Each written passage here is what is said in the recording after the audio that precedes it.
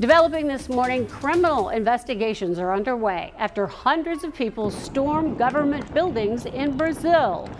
In scenes eerily similar to the January 6th riots in our country, supporters of the former president are upset after Brazil's new president was sworn into office.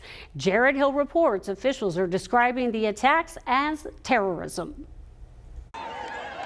These were the dramatic scenes from Brazil Sunday. Thousands of supporters of the country's far-right ex-president, Jair Bolsonaro, stormed the Congress, Supreme Court, and presidential palace in Brasilia. Some of the demonstrators called for a military intervention to restore Bolsonaro to power.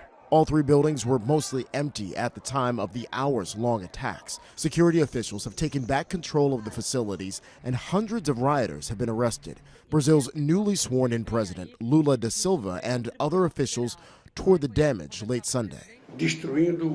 Earlier, Lula criticized the lack of security that allowed the riots to happen. He vowed to punish those responsible and place the blame on Bolsonaro, who left the country for Florida before Lula's swearing in last week. On Twitter, Bolsonaro denied Lula's condemnations of him and gave support for peaceful demonstrations, but added that invading buildings is unlawful.